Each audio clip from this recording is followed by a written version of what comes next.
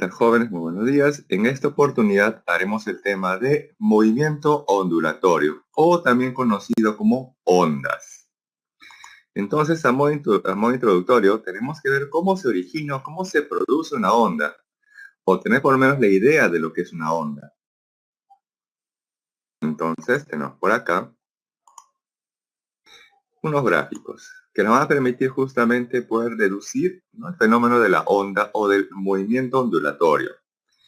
Por ejemplo, cuando ustedes pueden tocar el agua, tocan el agua que está en calma, en una tina, lo tocan, ¿no? Tocan la superficie, o quizás ustedes lanzan piedritas, van ustedes a observar que en el agua se forman pequeñas onditas, que luego se están propagando.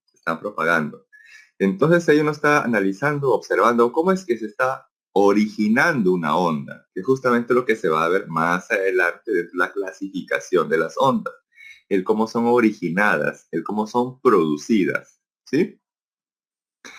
También se puede analizar cómo se propagan las ondas, porque la onda es originada y uno tiene que analizar también cómo se propaga la onda, cuando pase de un medio a otro o cuando se propaga en un medio específico. Por ejemplo, aquí esta persona está haciendo ejercicio, ¿no?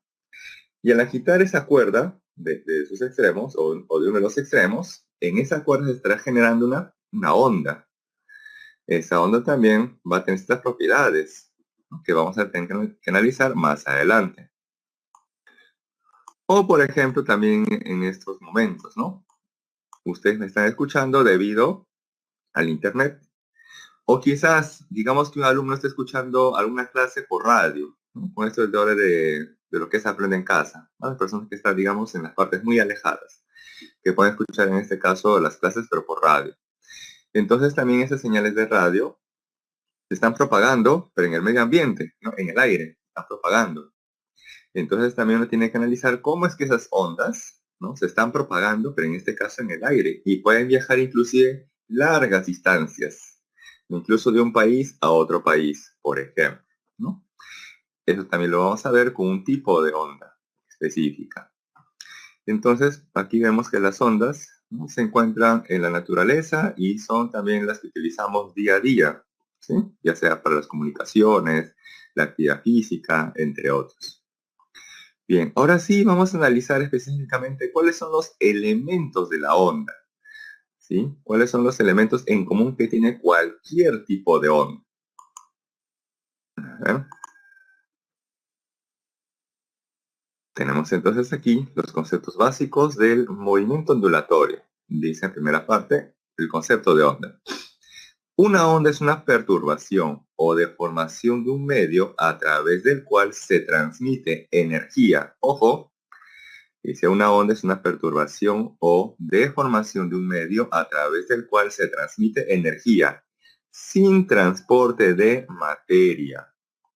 O sea que la onda se va a propagar en un medio material o inmaterial, ¿sí? Pero, ojo, sin transporte de materia. Esta última parte lo suelen preguntar en el examen. Muchas veces le dicen, una onda transporta masa y energía, ¿verdadero o falso? Clásica pregunta de proposición. Una onda transporta masa y energía. Claro, eso sería falso, porque la onda lo que transmite es energía, no transmite, no transporta materia, ¿sí? Porque ¿qué pasaría si la onda nos transportara materia? Entonces uno podría pensar, por ejemplo, que si uno tuviera un gramo de masa por aquí, entonces ese gramo de masa se va a propagar en el medio y va a llegar a esta nueva posición. Y eso sería incorrecto, eso no se da, eso no se ha observado, ¿sí? Por lo tanto, la onda, ojo, transporta energía, pero no materia. ¿Correcto? Muy bien. Y es más, dice que la onda es una perturbación. Claro, porque si yo retrocedo un momento, justamente le decía que la onda cuando es producida en el agua, esas onditas que se han generado en el agua, ¿son o no son debido a una perturbación? Si ustedes no tocaran el agua, no tocaran el agua para nada, o el aire no interviniera para nada sobre el agua, entonces el agua estaría en calma. La superficie del agua estaría en calma y no se estaría generando ningún tipo de onda. Pero si ustedes perturbaran la superficie del agua, ¿no? Si ustedes lo perturbaran, tocaran así rápidamente el agua en la superficie, recién ahí se va a apreciar entonces onditas que se estarán propagando, generando. Por eso dice nuevamente, una onda es una perturbación, ¿sí? O deformación de un medio a través del cual se transmite energía, pero sin transporte de materia. Otro ejemplo de que se produce de una deformación de un medio, una perturbación, es que tenemos aquí una cuerda sujetada por este extremo derecho a una pared y del extremo izquierdo una persona tiene agarrada la cuerda, ¿no? Está bien tensa la cuerda, está bien tensa la cuerda, ¿sí? Está intensa. De pronto la persona va a agitar por el extremo izquierdo la cuerda, hacia arriba y hacia abajo. Entonces recién ahí lo que está haciendo la persona es perturbar ese medio que corresponde a la cuerda. Y cuando perturba ese medio, de arriba hacia abajo, entonces está generando ahí una onda. Y esta onda va a tener ciertas características, ciertos elementos. Por ejemplo, lo voy a ampliar esta parte. Ahí está, lo amplío. Bien. Con respecto al eje horizontal, se observa que la persona ha desplazado una cierta distancia hacia arriba y una cierta distancia hacia abajo. Esa distancia máxima hacia arriba o hacia abajo respecto del eje de simetría o respecto de la horizontal va a tomar como nombre la amplitud. Eso sería entonces la amplitud de la onda. Y eso lo voy a escribir por acá. Voy a indicar ahí que A me representa la amplitud de la onda. ¿Sí? Muy bien. Luego observamos también aquí una distancia de separación entre dos puntos más altos y dos puntos más bajos. Estos puntos más altos que lo voy a representar con un puntito, a ver, mejor otro color, que se puede apreciar, de color azul. Estos dos puntitos más altos de color azul, o esos dos puntos consecutivos, altos de color azul, ¿sí? Yo les puedo mido la distancia de separación entre esos puntos más altos. Esos puntos más altos se le va a llamar las crestas. Y la distancia de separación entre dos consecutivas se le conoce como la longitud de onda. Entonces, este simbolito lambda, se le conoce como la longitud de onda.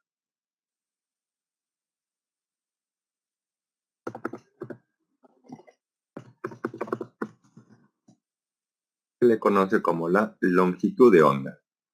Otra forma de conocer esa longitud de onda es a partir de los valles. Y el valle son los puntos más bajos de la onda. Y eso lo voy a graficar de otro color. A ver, que se aprecie bien, ya de color verde. Vamos a probar con el color verde. Estos puntos más bajos, que estoy pintando de color verde, se le conoce como los valles. Y la distancia de separación entre dos valles consecutivos también se le conoce como la longitud de onda. ¿Sí? Entonces, hasta ahí tenemos la amplitud y la longitud de onda, ¿correcto? Que nos va a servir para poder caracterizar una onda. Además, esa onda se estará propagando en esa cuerda con una cierta rapidez.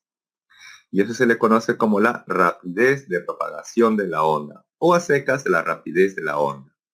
En este caso, esta letra V está representando aquí la rapidez de la onda. V es la rapidez de la onda. La rapidez de la onda. O también se le puede decir la rapidez de propagación de la onda. ¿Sí? Bien. Entonces ahí tenemos, ¿sí?, la idea de la onda, como ha sido generada, y por lo pronto algunos elementos. Faltan otros elementos de la onda, ¿sí?, que vamos a analizar. Entonces hay unos segundos para que le tomen el screenshot.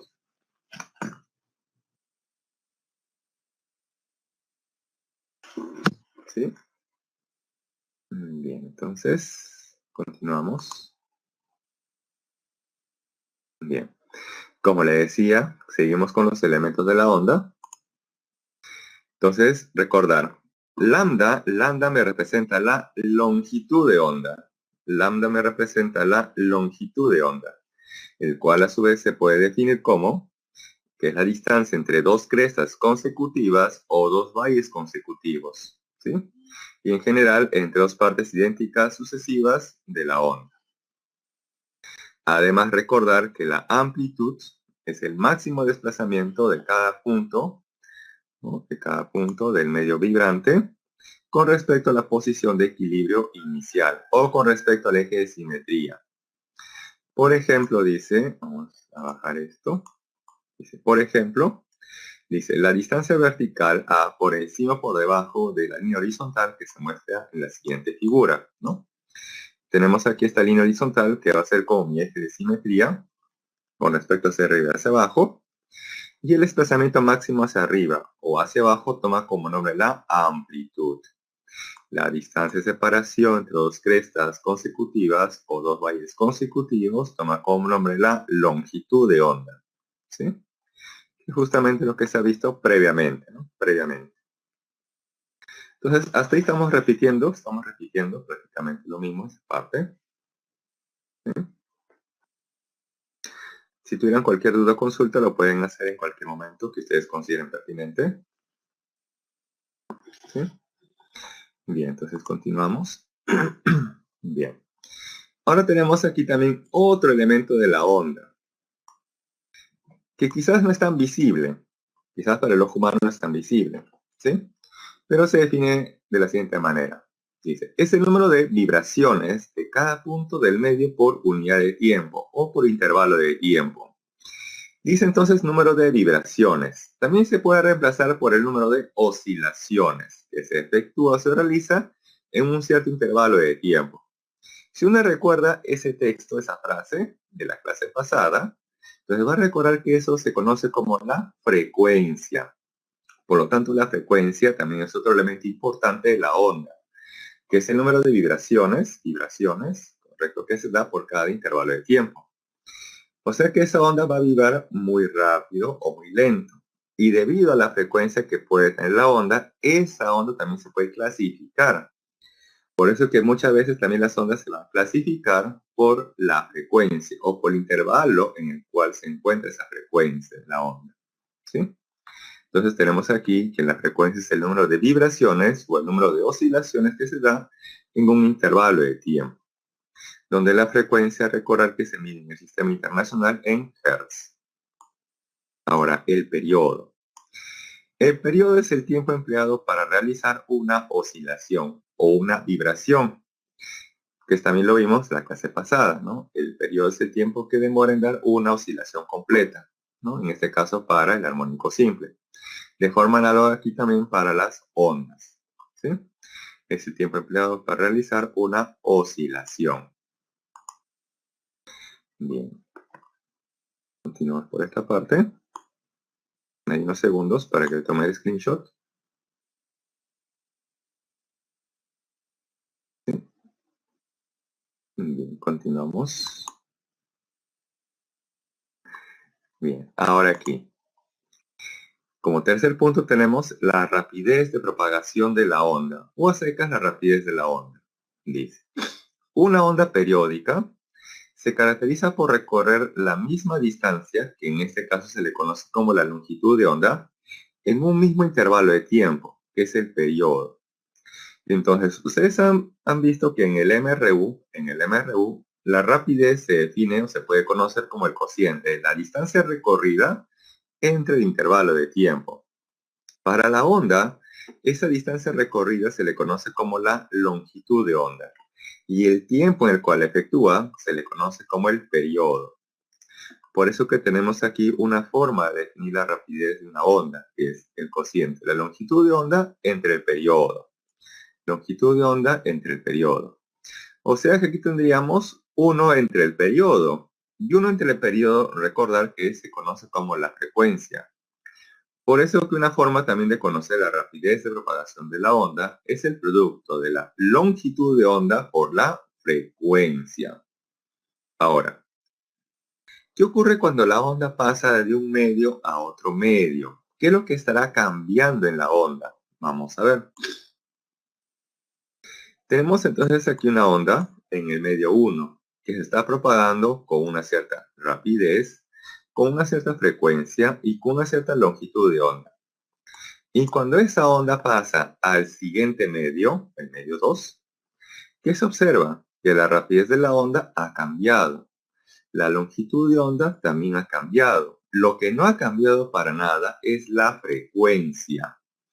Entonces, ojo, recordar que cuando la onda pasa de un medio a otro, la frecuencia permanece constante, ¿sí? Entonces, de estos parámetros, lo único que permanece constante en la onda es la frecuencia.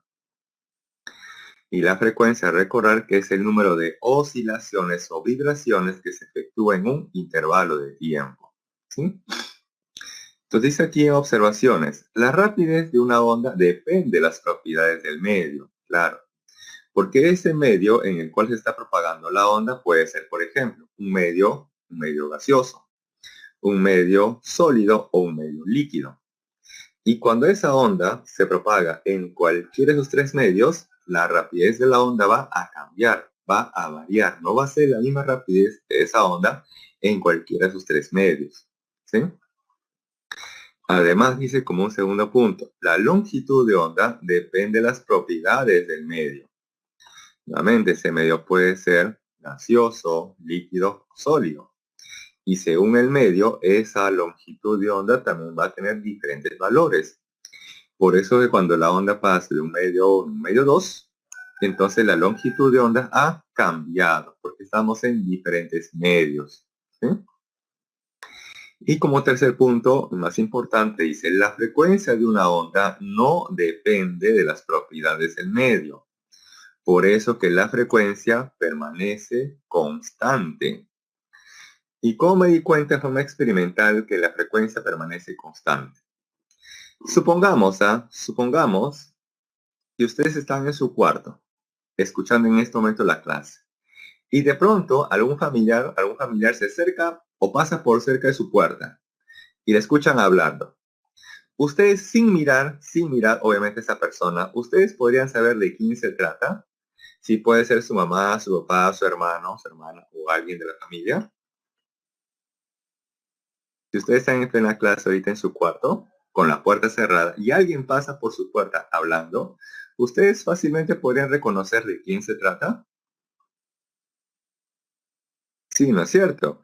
¿Y por qué ustedes pueden saber rápidamente de quién se trata? Básicamente por su frecuencia o su timbre de voz. Y que cada persona tiene un timbre de voz particular, ¿no? Que es justamente su frecuencia. Y cuando esa persona habla por el otro lado de la puerta, ¿no? Entonces, la frecuencia con la cual emite ese sonido es la misma atrás de la puerta que de esta parte de la puerta, que es donde ustedes se encuentran, ¿correcto? Por ese motivo ustedes pueden reconocer el timbre de voz. Ya es por, en este caso, debido a la frecuencia, ya que la frecuencia es la misma fuera de su cuarto que dentro de su cuarto, ¿sí? Es una forma de evidenciar, ¿no? Fácilmente que la frecuencia permanece constante, ¿sí? Independientemente del medio en la cual se encuentra propagando la onda, ¿correcto? Bien. Entonces también unos segundos para que tomen el screenshot con respecto a la rapidez de la onda. Hay un detalle, aquí no lo menciona, pero si gusten, anótenlo por ahí porque esto les va a servir cuando ustedes resuelvan sus problemas. La onda, cuando se propaga, ojo, la onda cuando se propaga, lo hace como si realizara, ojo, entre comillas, como si realizara un MRU. ¿Sí? Entonces ahí ustedes podrían plantear que la distancia recorrida por la onda va a ser igual al producto de la rapidez de la onda por el tiempo. ¿Sí? Eso suele utilizarse muchas veces en los problemas de ecos, ¿no? Supongamos que tuviéramos aquí una persona,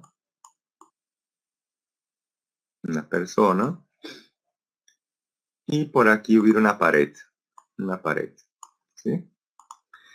Y a veces le dicen, una persona emite un sonido, y escucha su eco, vamos a suponer 4 segundos después, ¿no? De emitirlo. Y les preguntan por la distancia de separación, por decir, entre la persona y una pared, ¿no? Entre la pared. Entonces la persona emite el sonido y el sonido se propaga. Viaja, viaja, choca, rebota y hace esto, ¿sí? Entonces, si les comento que la onda se propaga como si realizara un MRU, y en total le dicen que demoró 4 segundos en escuchar su eco, entonces quiere decir que el tiempo de ida y el tiempo de regreso debe ser el mismo, ya que la persona se encuentra estática. No se está ni alejando ni acercando a esta pared, está estática. Entonces el tiempo sería 2 segundos.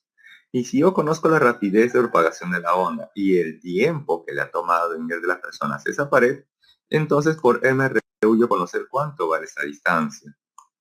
Entonces, a distancia es el producto de la rapidez de la onda por el tiempo. ¿Sí? Una clásica pregunta con respecto al eco. ¿Sí? Claro, en este caso así es, sería 680. Así es, ¿no? Claro, para eso también muchas veces le van a dar la rapidez de la onda. Porque, ojo, tengan presente que la rapidez de la onda depende del medio, ¿no? Y esa rapidez de la onda, que es el sonido, puede tener ciertos valores. A veces lo asumen como 340, 330, 335, no según el medio en el cual se está propagando esa onda sonora. ¿Sí?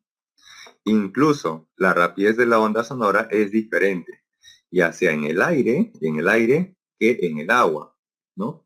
Por ejemplo, los delfines o las ballenas cuando se comunican lo hacen mediante un sonido. Y esa rapidez de sonido en el agua tiene un valor totalmente diferente a la rapidez de sonido en el aire, ya que nos encontramos en medios totalmente distintos, un medio gaseoso o un medio líquido. Por lo tanto, la rapidez de sonido no va a ser igual necesariamente en esos dos medios. Por eso que muchas veces va a ser dato el problema la rapidez del sonido. ¿Sí? Bien. Muy bien. Continuamos. Bien. Ahora vamos con la clasificación de las ondas. ¿Sí? Entonces, todo lo que vimos anteriormente, ¿no? Que eran los elementos de la onda, que era la frecuencia, el periodo, la rapidez, la amplitud o la longitud de onda, ¿sí? Esos elementos lo tiene todas las ondas, todas, absolutamente todas las ondas tienen esos elementos. Ahora, esas ondas a su vez se pueden clasificar según el modo en el cual están vibrando en el medio o por el cómo han sido creadas o originadas. Entonces, primero vamos a analizar según el modo de vibración. Según el modo de vibración de la onda, o según cómo se propaga la onda en el medio, la onda se puede a su vez clasificar en dos tipos de ondas. Una de ellas es la onda transversal y la otra es la onda longitudinal. Vamos a ver en qué se diferencian. Dice, la onda transversal o las ondas transversales, dice, se denomina así cuando la dirección de vibración de cada punto del medio es perpendicular a la velocidad de la onda. O sea, si la onda vibra, digamos, de forma vertical, y de forma vertical, el medio en el cual se está propagando esa onda, lo hace de manera horizontal. Entonces, si uno observa que estas ondas vibran de manera perpendicular con el medio, entonces se dice que la onda es de tipo transversal, ¿sí? De tipo transversal. Ejemplo de onda transversal es la llamada onda electromagnética o la luz, ¿sí? Esto lo vamos a profundizar más adelante, ¿correcto? Entonces tenemos que las ondas transversales, nuevamente, ojo, se definen así cuando la onda y el medio oscilan de manera perpendicular, ¿sí? Y se dice que son ondas longitudinales cuando la dirección de vibración de cada punto del medio es paralela a la velocidad de la onda, o que la onda y el medio oscilan de manera paralela. Entonces, cuando se observa que la onda y el medio oscilan de manera paralela, entonces se dice que la onda es longitudinal. Ejemplo de onda longitudinal es la onda sonora. La onda sonora es de tipo longitudinal y la onda electromagnética es de tipo transversal. Ese es, ojo, por el cómo vibran en el medio. ¿Sí? Luego más adelante le voy a hacer un pequeño ejemplo, sí, que suelen también preguntar en el examen. Entonces, hasta ahí tenemos las ondas transversales y las ondas longitudinales. Estos se clasifican según cómo vibra la onda respecto del medio. ¿Sí? Entonces también en unos segundos para que le tome el screenshot. ¿Sí? Entonces, continuamos por acá.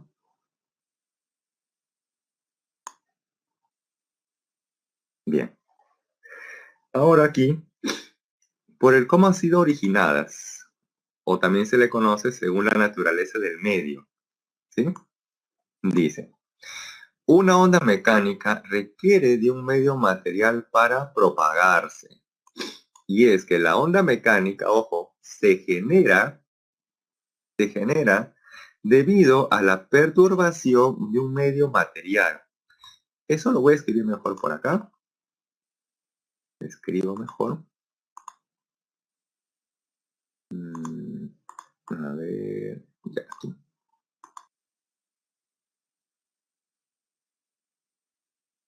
Bien, ahí indicamos, la onda mecánica se genera, se produce debido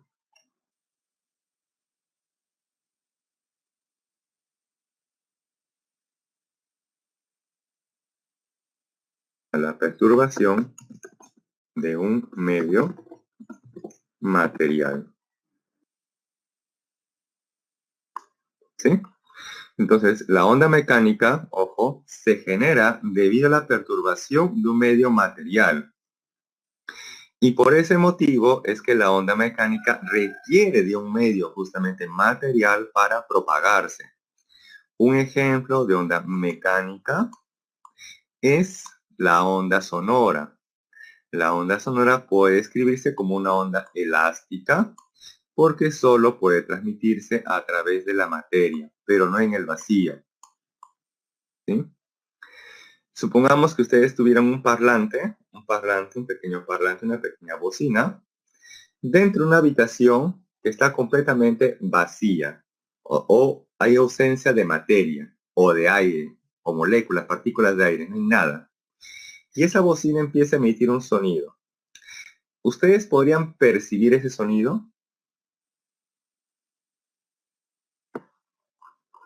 No, no se podría, así es, ya que el sonido es una onda mecánica, ¿sí? Es una onda mecánica. Y por lo tanto el sonido o la onda sonora requiere de un medio material para propagarse, ¿sí? ¿Y cómo estamos seguros que la onda mecánica se genera debido a la perturbación de un medio material? O que el sonido es un tipo de onda mecánica. Sencillo. Ustedes tóquense aquí sus cuerdas vocales, su garganta, ¿no? Su garganta, sus cuerdas vocales, y digan alguna frase, lo que ustedes deseen. Digan una frase, algo, lo que se les ocurra, pero tocándose en la garganta. Ustedes van a sentir una vibración en su garganta, a la altura de su manzana. A ver, confirmen si han sentido o no han sentido una vibración. Ustedes digan una frase, una oración, el nombre de su cruz quizás, ¿no? ¿Sí? Y van a sentir ahí en su garganta una vibración. ¿Sí? Ok. Entonces, ustedes al emitir un sonido, ¿no? Para que se emite ese sonido, previamente, ¿qué ha hecho su cuerpo? O sus cuerdas vocales. Sus cuerdas vocales previamente han vibrado y han perturbado el medio material gaseoso o el aire que está a su alrededor. Y al perturbar ese medio material, se está originando una onda sonora o una onda de forma general, que su oído lo percibe como un sonido. Por eso que esa perturbación que genera sus cuerdas vocales a este medio se le conoce como una onda sonora. ya que nuestro sentido lo percibe como un sonido, ¿sí? Entonces, nuevamente, una onda mecánica se genera debido a la perturbación de un medio material y por lo tanto requiere de un medio material para propagarse, ¿sí? Entonces, ojo recordar que la onda sonora, por el cómo ha sido generada, ojo, por el cómo ha sido generada, es una onda mecánica, ¿sí? La onda sonora, por el cómo ha sido generada, es mecánica. Y por el cómo se propaga, o por el cómo se propaga en el medio, por ejemplo aquí en el aire, es una onda longitudinal. Ojo, la onda sonora, por el cómo ha sido generada, es una onda mecánica. Y por el cómo se propaga en el medio, que es el aire, en este caso, es de tipo longitudinal. ¿Correcto? Eso suelen preguntar en el examen. Les dicen, la onda sonora o el sonido es una onda mecánica y transversal. ¿Verdadero o falso? Se dice, la onda sonora o el sonido es una onda mecánica y transversal. Claro, eso sería falso, ¿no? Porque la onda sonora o el sonido es una onda mecánica y longitudinal. Mecánica por el cómo ha sido generado y longitudinal por el cómo se propaga. ¿Correcto? Bien. Ahora tenemos por aquí otro tipo de onda. Por el cómo ha sido generado o según la naturaleza del medio, se le conoce como la onda no mecánica. O también, eso lo voy a escribir por acá, o también se le conoce como la onda electromagnética. A mejor con rojo para que se distinga. Entonces voy a colocar ahí como 4.3. Se le conoce como onda no mecánica o también como la onda electromagnética.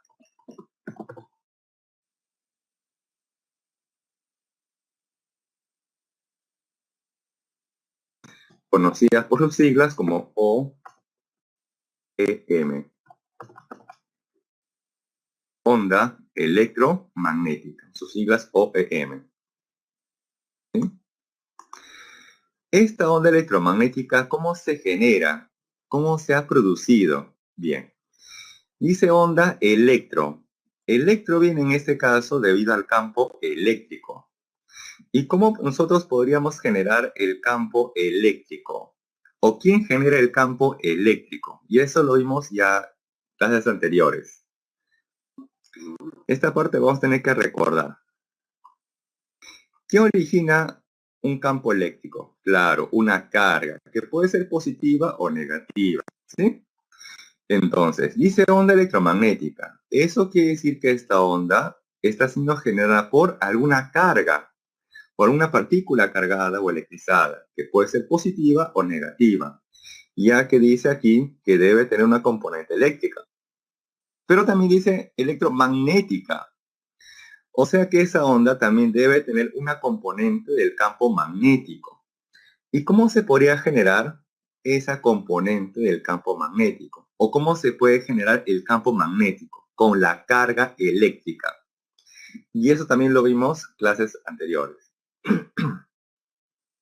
Cuando vimos el tema del campo magnético. Ahí les dije, como primer ítem, o en primer lugar les dije, ¿quién genera el campo magnético? Yo recuerdo que les puse en primer lugar, ¿quién lo genera? ¿Recuerdan? A ver, revisen por ahí, ¿no? Ya. ¿Quién genera un campo magnético? La carga eléctrica en movimiento, ¿sí? Entonces, ojo, toda carga eléctrica en movimiento origina un campo magnético. Entonces, si esa carga eléctrica se encontrara solamente en reposo, entonces va a generar únicamente un campo eléctrico. Pero si esa carga se encontrara en movimiento, con cualquier tipo de movimiento, MRU, MRV, MSU, MSV, cualquier tipo de movimiento, entonces esa carga adicionalmente al campo eléctrico va a generar también un campo magnético, ¿sí? Ahora, para que esa carga en movimiento específicamente cree una onda, ¿sí? Pueda generar o producir una onda, esa carga en movimiento debe estar moviéndose u oscilando como si realizara, o entre comillas, como si realizara un movimiento armónico simple. O sea que esa carga debe estar oscilando. Entonces, ¿quién genera la onda electromagnética? Las cargas eléctricas oscilantes o las cargas eléctricas, entre comillas, con movimiento armónico simple. ¿Sí? Eso no aparece aquí y por lo tanto lo voy a escribir por si acaso, como para no olvidarlo. ¿Sí? Entonces la onda electromagnética, ¿sí?, se genera, produce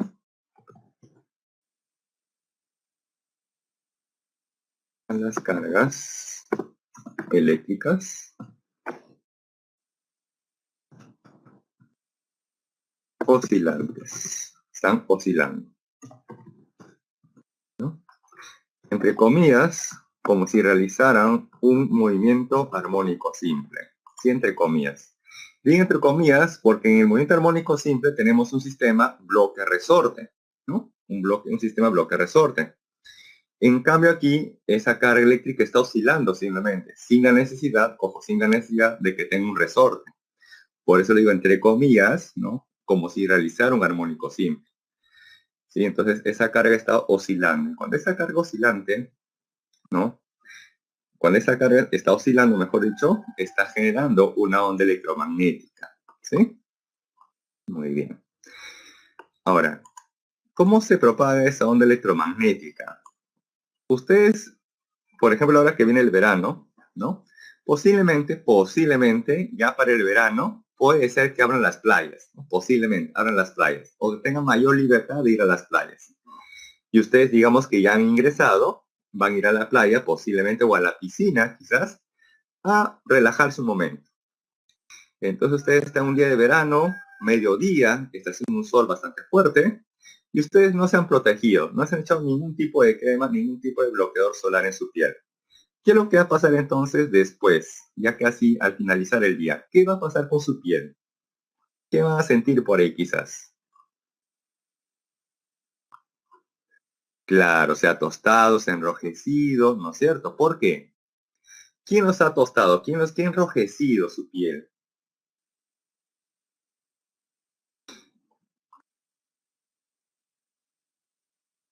A ver, ¿quién ha enrojecido? ¿Quién ha tostado su piel? Como dice por acá Omar. Claro, los rayos ultravioleta, ¿no? Los rayos o los rayos famosos UV. Pero esos rayos UV, ¿de dónde han provenido? ¿De dónde han venido? Claro, del sol, muy bien. Por eso aquí tenemos un pequeño ejemplo.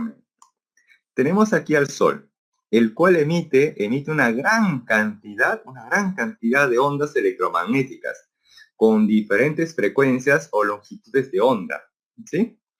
Y se observa, miren, que esa radiación UV, por ejemplo, esa radiación UV que ha provenido del sol, ha tenido que atravesar previamente el espacio exterior o parte del universo. Y en el universo se considera que hay o que no hay materia. Fuera de la atmósfera terrestre, ¿se considera que hay o que no hay materia? Claro que no hay materia. O sea, entre comillas se le considera el vacío, ¿cierto? El vacío. Eso quiere decir entonces que esa radiación UV puede propagarse en el vacío, ¿no? Puede propagarse en el vacío. Pero también podría propagarse en un medio material, ya que esa radiación UV que ha viajado por parte del espacio exterior, luego ha ingresado a la atmósfera terrestre, ha pasado todas las capas atmosféricas, que ustedes conocen por el curso de geografía, y finalmente ha llegado hacia la persona, ¿correcto? Entonces quiere decir que las ondas electromagnéticas, como por ejemplo la radiación UV, se pueden propagar en el vacío, pero también lo pueden hacer en un medio material, ¿sí? Esa es una gran diferencia entre las ondas mecánicas y las ondas electromagnéticas. Las ondas mecánicas únicamente se pueden propagar en un medio material, ya sea sólido, líquido o gaseoso. En cambio, las ondas electromagnéticas se pueden propagar en un medio material, pero también lo pueden hacer en el vacío. Esa es la gran diferencia entre ellos, ¿sí? Aparte también del cómo han sido generados, ¿correcto? La onda electromagnética, recordar que se genera debido a las cargas eléctricas oscilantes o que se están desplazando, entre comillas, con un movimiento armónico simple, ¿sí? Por eso que dice aquí que no requieren o no necesariamente requieren de un medio material para propagarse, ¿sí? Ahora, le decía que el Sol emite una gran cantidad de ondas electromagnéticas, entre ellas la radiación UV, ¿sí? Y además, ustedes miran por su ventana y observan la luz, ¿no? La luz natural que ingresa a su cuarto, ¿no? Por ejemplo, ya que nuestros ojos están percibiendo esa luz o un cierto rango de frecuencias o longitud de onda, que nuestros ojos lo percibe como luz natural, o también conocido como luz visible, ya que de todo el conjunto de ondas que el Sol está emitiendo, nuestros ojos tienen la capacidad de solamente apreciar un cierto rango, que lo vamos a ver más adelante. A ese rango que nuestros ojos pueden apreciar se le conoce como la luz visible. Por eso dice aquí, como ejemplo, que la luz visible o las ondas electromagnéticas pueden transmitirse o pueden propagarse en el vacío. Pero recordar que también lo pueden hacer en un medio material, ¿sí?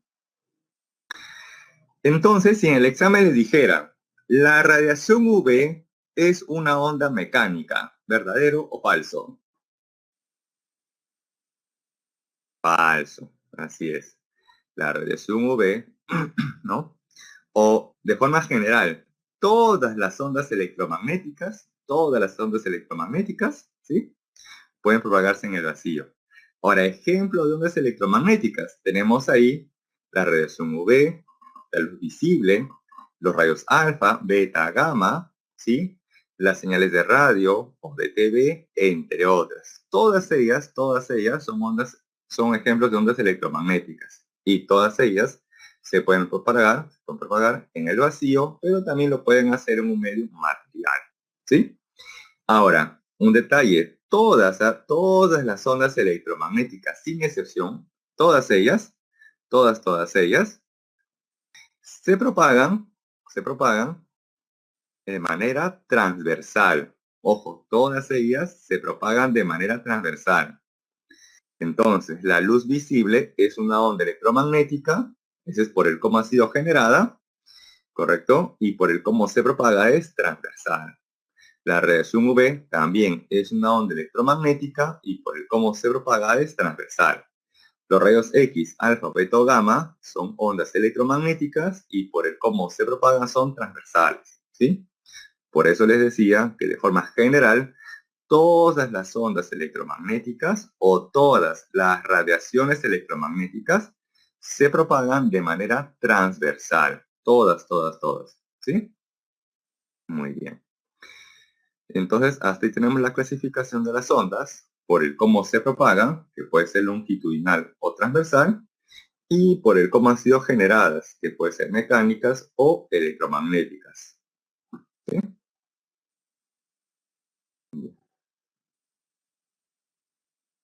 Hay unos segundos para que le tome el screenshot y continuamos.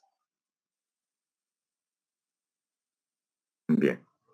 Ahora por aquí vamos a analizar las ondas sonoras o el sonido. Dice, el sonido es producido por vibraciones de objetos materiales. Se describe por una onda mecánica longitudinal, ¿no? Ahí está, le decía, la onda sonora, por el cómo ha sido generada, es mecánica. Y por el cómo se propaga en un medio es longitudinal. Y también, ¿cómo se produce el sonido o la onda sonora? Nuevamente, si ustedes se tocan aquí la garganta, emiten y dicen alguna frase, ustedes van a sentir que sus cuerdas vocales o su garganta está vibrando o está perturbando un medio material que es gaseoso, ¿sí? Además dice, en condiciones normales, la frecuencia de la fuente vibrante, y de la onda sonora coinciden. Por eso que a nivel pre, vamos a considerar que la frecuencia de la fuente, por ejemplo, la fuente sonora en este caso serían mis cuerdas vocales, la frecuencia de la fuente, ¿sí? Y la frecuencia de la onda sonora que se está propagando en el medio van a ser iguales, ¿no? A nivel pre se consideran que prácticamente son iguales, ¿sí? Ya. Ahora tenemos por aquí que la audición humana percibe frecuencias de sonido en este rango, que va entre los 20 Hz y los 20.000 Hz. O sea que una persona podría percibir un sonido con frecuencia de 15 Hz. A ver, según esta desigualdad, una persona podría percibir un sonido con una frecuencia de 15 Hz. No lo va a poder percibir, ¿sí? Una persona podría percibir un sonido con frecuencia de 30.000 Hz. Tampoco, así es. Ya que la frecuencia que puede percibir una persona se encuentra dentro de ese intervalo. Ahora, este intervalo de frecuencias también podría variar, ¿sí? Y eso ya va a depender de la edad de la persona, porque a medida pasa la edad, ¿qué sucede con el nivel de audición de la persona? Según de forma así natural, de forma natural. ¿Qué sucede con el sonido que uno percibe? Disminuye, claro. Por eso que quizás si ustedes tienen sus abuelitos, si ustedes se acercan para saludar, posiblemente le dicen que no te escucho, habla un poco más fuerte. O posiblemente no perciba muy bien de quién están hablando, ¿no? Porque obviamente ya de forma natural, ya son unas cuestiones naturales, eso también se ve alterado, ¿no? La frecuencia que uno puede percibir, ¿no? Se va a ver alterado, ¿sí? Pero en condiciones normales, esta es la frecuencia que percibe un oído sano, ¿sí? O un tímpano sano. Por eso aquí tenemos, ¿no? Le decía, una fuente sonora, la que emite el sonido, ¿no? Y acá tenemos el receptor, ¿no? Que muchas veces puede ser el oído. Y entre ellos, bueno, tenemos el medio ambiente, que puede ser el aire, también puede ser el agua o un medio sólido, ¿sí? Por ejemplo, supongamos, ¿no? Supongamos que quizás hay una discusión, ¿no? En el vecino del costado. Y ustedes quizás quieren escuchar qué están hablando, qué están ahí discutiendo. Ustedes pueden pegar su oreja a la pared y ahí quizás percibir, ¿no? Lo que están diciendo. Porque en ese caso el sonido se está propagando a través de un medio sólido, que es su pared, ¿no? Eso muchas veces lo solía hacer una vecina, ¿no? Pegaba ahí su oído a la pared a ver qué están escuchando, qué están diciendo por ahí las personas, ¿no? Al otro lado, ¿no? Y entonces sí tenemos la idea acerca de las ondas sonoras o del sonido, ¿sí? Hay unos segundos para que le tome el screenshot y pasar a la siguiente.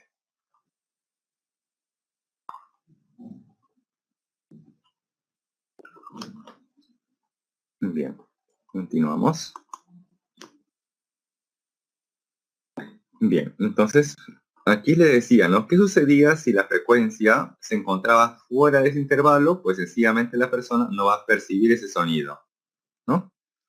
Claro, como dice Jim, pues hay que gritarle, ¿no? Aunque de manera un tanto educada, ¿no? No tanto gritarle, sino alzar ligeramente la voz, ¿no? Bien.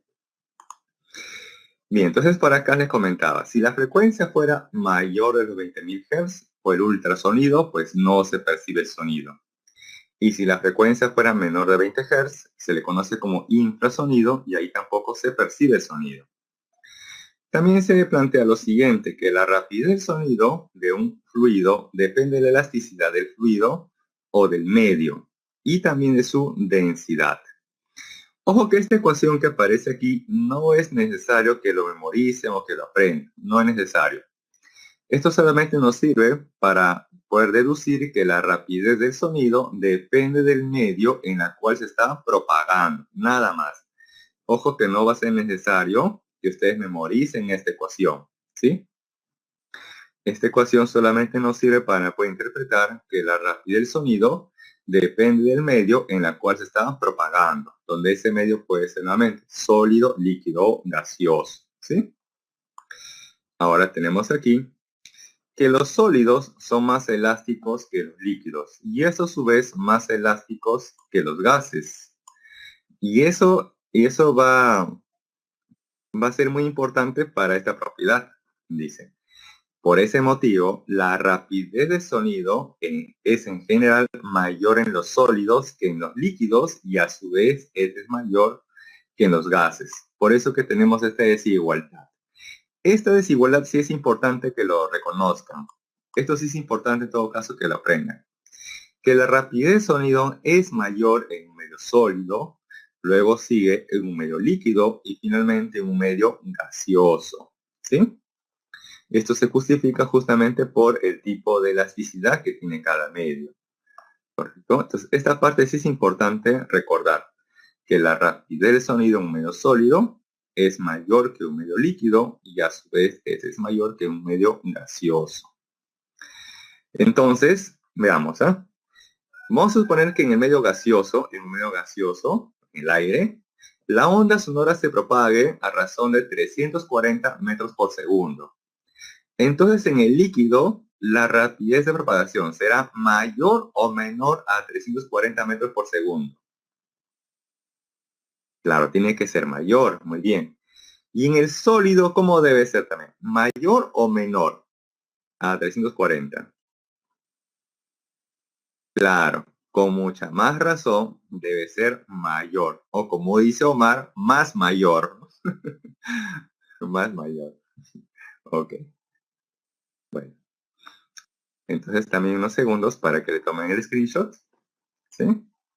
Entonces, ojo, esta ecuación que aparece aquí con la raíz cuadrada, no es necesario que lo memoricen o que lo aprendan. Esto solamente nos sirve para interpretar que la rapidez del sonido depende del medio en el cual se está propagando. ¿Sí? Esta última desigualdad, esto sí es importante recordarlo. Muy bien.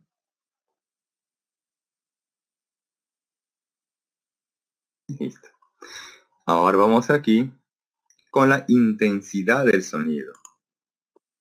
Cuando el sonido es generado, se puede producir con una mayor o una menor intensidad, ¿no?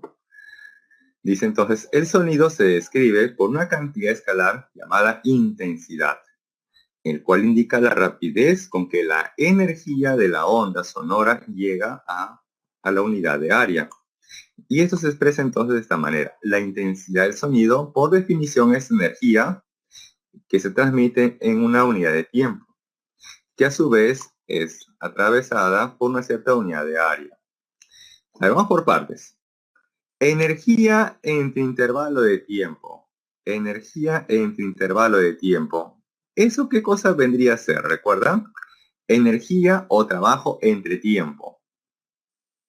Energía o trabajo entre tiempo. Claro, la potencia. Entonces, otra forma de poder definir la intensidad del sonido es el cociente, la potencia del sonido entre el área. ¿Sí? La potencia entre el área. Donde la potencia del sonido es característico de una fuente sonora. Por ejemplo, ustedes cuando ingresan ahora, posiblemente van a armar una pequeña reunión familiar. Ya no puede ser como antes, ¿no? Donde invitaban a todos los amigos, toda la familia, ¿no? Toda la familia. No se puede, lamentablemente, ¿no? Bien. Y en esos casos, antiguamente, ¿qué hacían? Pues se armaban tremendos equipos de sonido, ¿no? Para que retumbe toda la casa y toda la cuadra se entere que hay un nuevo San Marquino por ahí, ¿no? Muy bien. Entonces, para eso tenían que colocar equipo de sonido de alta potencia, de 500, de 1000, 2000, 5000 watts. O cuando ustedes quizás van a una tienda comercial de electrodomésticos y le dicen a ver que le muestren los equipos de sonido, le muestren equipo de sonido de 10, de 20, de 100, de 200, así va aumentando, de 5000, 10.000 watts. ¿Y por qué se me aparece el watt? Ah, porque el watt es justamente, ¿no?, un parámetro que va a caracterizar a la fuente sonora, que es la potencia de la fuente sonora, ¿sí? Por eso entonces, ojo que la intensidad también se puede definir como el cociente, la potencia de la fuente sonora entre el área, ¿sí? Por eso que aparece aquí justamente la intensidad es la potencia entre el área. Por ejemplo, les pueden decir un clásico problema. Una fuente sonora de 10 watts emite un sonido, ¿sí? Y ese sonido es percibido por una persona que se encuentra a 1 metro de distancia. Y les dan, ojo, el área del tímpano, o el radio, o el diámetro del tímpano. Si les dan el área, va a ser más fácil la pregunta. Si le dan el radio o el diámetro, ustedes van a tener que conocer con ello el área. Y ahí muchas veces le van a preguntar, determine la intensidad del sonido, ¿no?, que ingresa al tímpano de la persona. Entonces ahí lo que ustedes tienen que hacer es hacer el cociente, la potencia del sonido entre el área, que sería entonces el área del tímpano, ¿no?, o de la región auditiva, ¿sí? Bien, ahora, la unidad de medición de la intensidad del sonido en el sistema internacional es el siguiente. La potencia se mide en watt y el área en metro cuadrado. Por lo tanto, la intensidad del sonido se puede expresar en watt por cada metro cuadrado, ¿sí? Bien, ahora por aquí vamos a ver otra alternativa de cómo conocer la intensidad del sonido, ¿sí? Dice por acá. Observaciones. La energía que transporta la onda sonora es igual a ¿quién? Veamos. Si yo despejo esta ecuación, entonces la potencia sería intensidad del sonido por el área. Pero a su vez la potencia es energía entre tiempo. Entonces ese tiempo que está en el denominador va a pasar a multiplicar.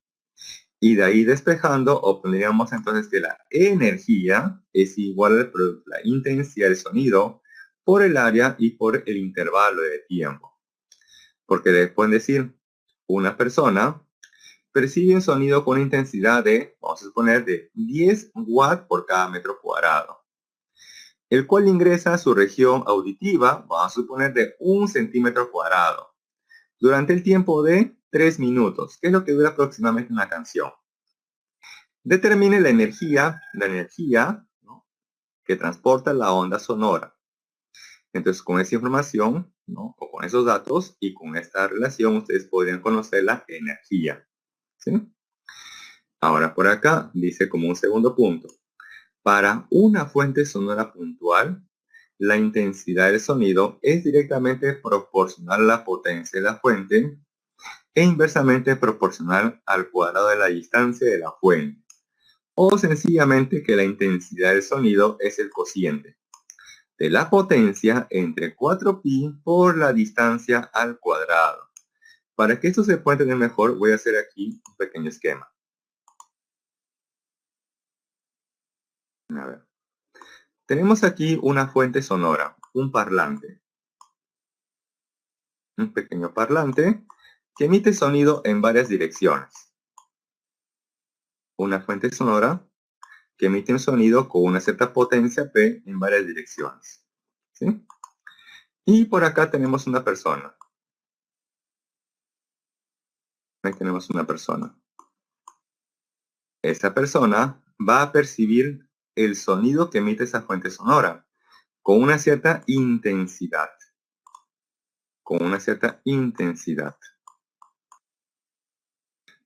Y para conocer esa intensidad, previamente se debe conocer también la distancia de separación que hay entre esa fuente sonora y la persona. Ahí está.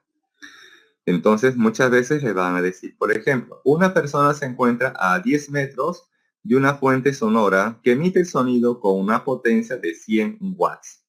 Determine la intensidad del sonido que percibe la persona.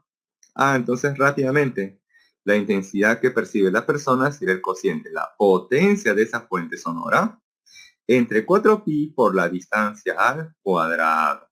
¿Sí? De esa manera. Bien, entonces hay unos segundos para que puedan también tomar el screenshot.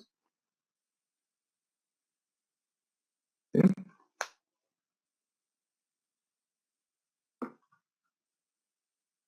Bien, entonces pasamos a lo siguiente. Listo. Ahora por aquí vamos con respecto al nivel de intensidad del sonido. A ver, voy a retroceder brevemente. Acá le decía que esta fuente sonora emite sonido con una cierta potencia. Y la persona a esa distancia R va a percibir el sonido con una cierta intensidad. Pero también va a percibir el sonido con un cierto nivel de intensidad del sonido. Este simbolito beta me representa el nivel de intensidad del sonido. ¿Sí? Esa persona a esa distancia va a percibir una cierta intensidad y un cierto nivel de intensidad del sonido. Esta intensidad se puede obtener con el cociente de la potencia entre 4pi por la distancia al cuadrado. Ahora, este nivel de intensidad del sonido, nos dice que es una medida indirecta de la intensidad del sonido, que se encuentra a su vez en escala logarítmica y se puede expresar de la siguiente manera. Ese nivel de intensidad del sonido o el nivel sonoro es igual a 10 logaritmo en base 10 del cociente de la intensidad del sonido entre la intensidad umbral del sonido, donde el nivel de intensidad del sonido o el nivel sonoro en el sistema internacional se expresa en decibel, que se va a expresar como dB, de decibel. Ahora aquí tenemos que la intensidad umbral del sonido, es de I sub 0, a su vez es igual a 10 a la menos 12, ojo, 10 a la menos 12, hay un zoom para que se pueda apreciar mejor.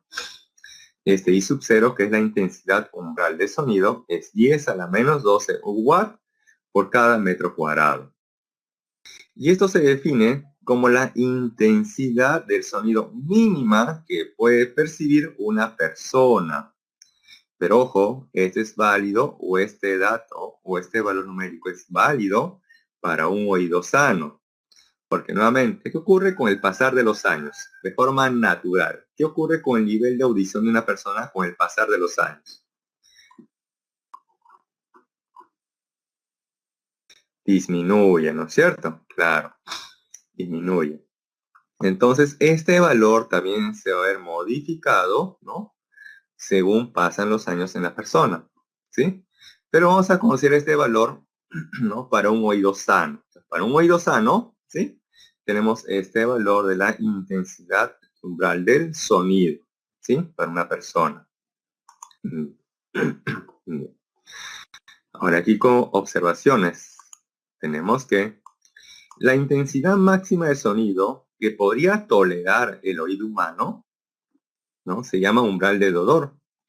Y el valor máximo que uno podría tolerar, ¿no? Hasta que le empiece a doler los tímpanos, es de 1 watt por cada metro cuadrado, ¿sí? Por eso que también no se sugiere estar muy cerca de una fuente sonora de alta potencia, ya que en ese caso podría producir un dolor en la cabeza y alterar sobre todo el nivel de audición de la persona, ¿sí? Además dice que la audición humana percibe intensidades de sonido en ese intervalo. Recordar que como mínimo puede percibir como 10 a la menos 12 y como máximo tolerable es de 1 watt por cada metro cuadrado, ¿sí? Pero también dice que la audición humana percibe niveles de intensidad de sonido en este rango, entre 0 y 120 decibel, ¿sí? Entonces, ¿qué pasaría si el nivel de intensidad del sonido fuera mayor a 120? Entonces, sencillamente, la persona no va a poder percibir ese sonido, ¿sí? Entonces, sí tenemos las observaciones con respecto al nivel de intensidad del sonido o también conocido como el nivel sonoro. ¿Sí? Bien, entonces en unos segundos para que le tome el screenshot. Bien, continuamos. Bien, ahora aquí con las ondas electromagnéticas. Bien. Entonces recordar que las ondas electromagnéticas también se les conoce por sus siglas OEM. Dice, son producidas por vibraciones de cargas eléctricas, ¿no? Vibraciones. Entre comillas, esas cargas están oscilando como si revisaran un armónico simple. Se describen constituidas por un vector del campo eléctrico y un vector de un campo magnético. Por eso dice onda electromagnética. Tiene una componente del campo eléctrico y una componente del campo magnético, las cuales oscilan en direcciones mutuamente perpendiculares y también son perpendiculares a la velocidad de la onda. Entonces aquí tenemos un gráfico en el cual lo que está de color azul, o la onda de color azul, corresponde a la componente del campo magnético, y la que está de color rojo corresponde a la componente del campo eléctrico. Y en todo momento esas dos componentes o esos dos campos son mutuamente perpendiculares entre sí, ¿correcto? Y además son mutuamente perpendiculares también con la dirección de propagación de la onda. ¿Sí? También se observa que para ellas la distancia de separación entre dos crestas o dos valles consecutivos se le conoce como la longitud de onda. ¿Sí? Entonces, esta parte ya la hemos visto, ¿no? Es solamente como para recordar acerca de las ondas electromagnéticas. Ahora, continuamos por acá. En unos segundos. Continuamos. Bien. Ahora aquí, con respecto a la rapidez de las ondas electromagnéticas, dice, la rapidez de transmisión o de propagación de una onda electromagnética en un medio depende de la cantidad dimensional llamada índice de refracción del medio. Entonces, tenemos que la rapidez de la onda electromagnética es igual al cociente de la rapidez de la luz en el vacío entre el índice de refracción del medio. Entonces, esta letra V, me representa la rapidez de la onda. Este C me va a representar la rapidez de la luz en el vacío. Y N me representa el índice de refracción, donde C es la rapidez de la luz en el vacío y es una constante e igual a 3 por 10 a la 8 metros por segundo. Entonces, todas las ondas electromagnéticas en el aire o en el vacío se van a propagar con la misma rapidez, que es de 3 por 10 a la 8 metros por segundo. Pero cuando esa onda electromagnética pasa a otro medio, que puede ser un medio líquido, un medio sólido, entonces ahí la onda electromagnética se va a propagar con otra rapidez. ¿Y cómo conocer la rapidez con la cual se propaga esa onda electromagnética en ese otro medio? Sencillo. Hacemos el cociente de la rapidez de la luz entre el índice de refracción. ¿Sí?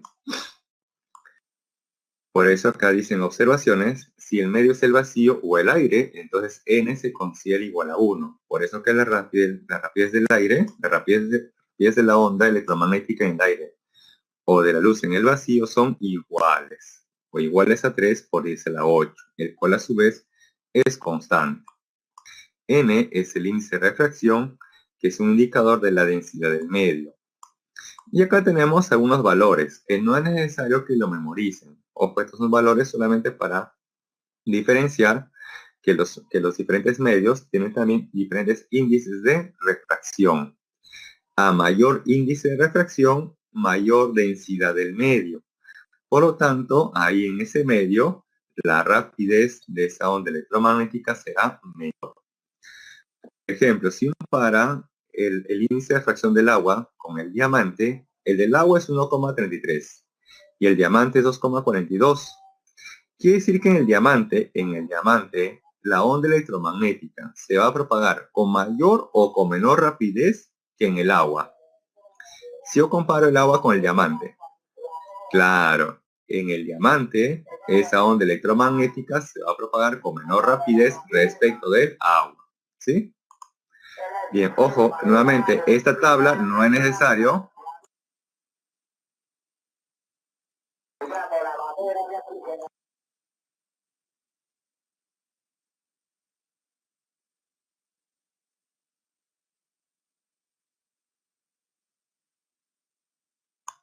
Ojo, no va a ser necesario que ustedes se memoricen esta tabla, es solamente referencial, ¿sí? No va a ser necesario que lo memoricen, ¿sí?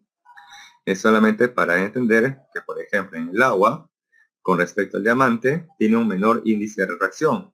Por lo tanto, en el agua, la rapidez de la onda electromagnética será mayor respecto al diamante.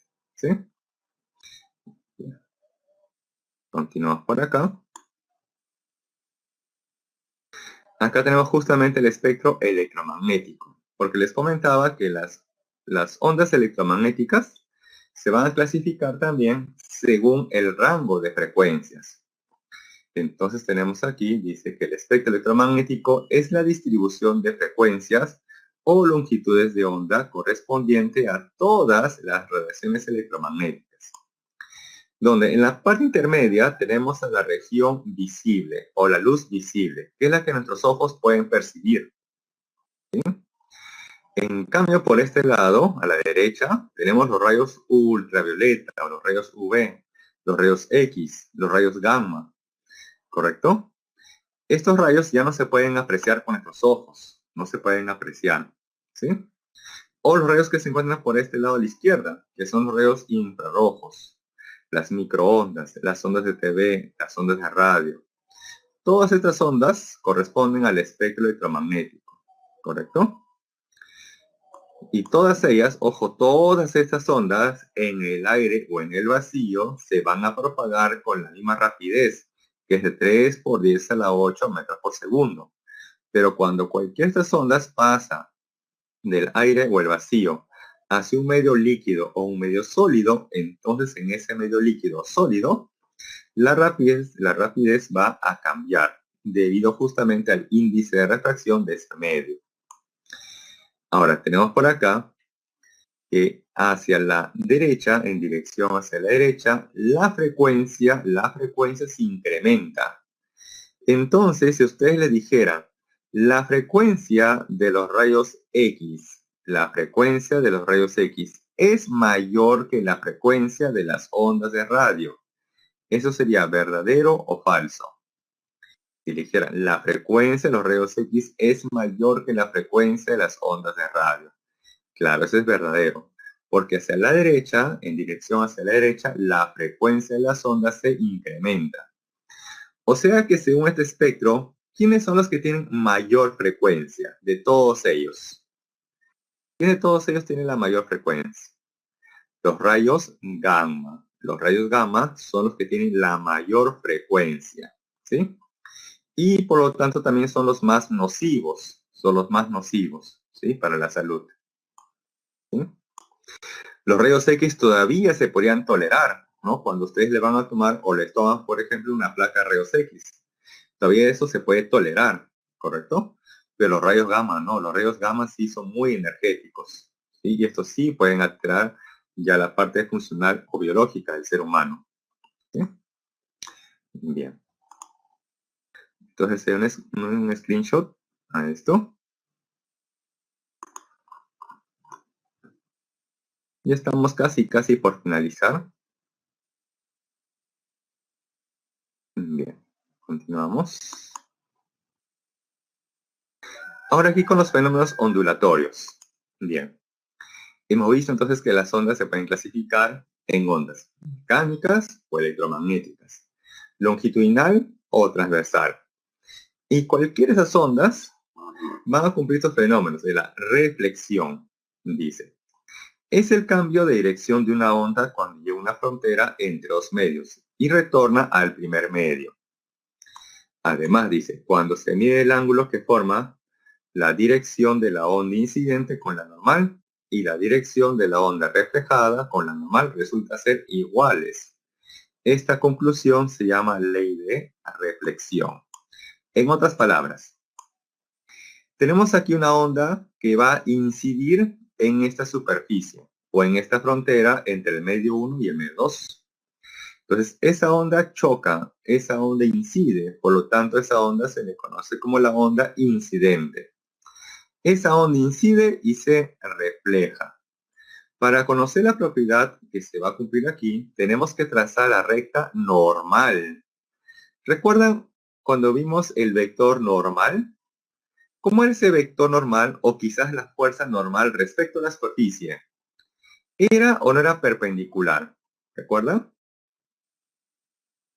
Sí, ¿no es cierto? Muy bien. Para conocer la propiedad que se va a cumplir para la reflexión, se debe trazar la recta normal. Esa recta normal debe ser sí o sí perpendicular a la frontera o la zona de separación entre el medio 1 y el medio 2, ¿sí? Entonces, esta recta en líneas punteadas se le conoce como la recta normal, el cual siempre es perpendicular a la superficie o zona de separación entre ambos medios. ¿Y para qué me sirve conocer esta normal? Es que se observa que la onda incidente y la onda reflejada están formando un cierto ángulo con respecto a la normal. A eso se le conoce como el ángulo de la onda incidente y por aquí el ángulo de la onda reflejada. Y estos dos ángulos siempre son iguales, ¿sí? Entonces, en resumen, el ángulo que forma la onda incidente y la onda reflejada respecto a la normal siempre son iguales. Es en resumen. Y a eso se le conoce como la ley de la reflexión, ¿sí? Bien. De ahí vamos a pasar a otro fenómeno que también lo cumplen las ondas. A verdad, ¿y cómo se puede evidenciar rápidamente la reflexión? Con el eco, ¿no? Le decía, cuando una persona emite un sonido, el sonido se propaga, choca una superficie y luego rebota y va hacia la persona. Entonces ahí se evidencia justamente el fenómeno de la reflexión, ya que la onda se propaga, choca en el medio, que puede ser una pared, por ejemplo, un medio sólido, choca y rebota, ¿sí? Bien. Luego pasamos al siguiente fenómeno, que es la refracción. Dice, es el cambio de dirección de una onda cuando pasa de un medio a otro. Ojo que en la refracción la onda va a pasar de un medio a otro. En cambio, en la reflexión la onda no pasa de un medio a otro. ¿Sí? La diferencia también entre ellas. Dice, la ecuación que relaciona los ángulos de incidencia y de refracción con los índices de refracción de los medios unidos se llama ley de la refracción o también se le conoce como la ley de Snell. Por ejemplo, aquí tenemos la onda incidente, la onda que incide o la onda que se está propagando en el medio 1. Esa onda incide, choca en esta interfase o zona de separación entre ambos medios, ¿sí? Esa onda incide y ¿qué va a pasar? Que esa onda va a transmitirse al segundo medio. La onda que se transmite al segundo medio se le conoce como la onda refractada o también se le conoce como la onda transmitida, ¿sí? Para conocer la propiedad que se va a cumplir aquí,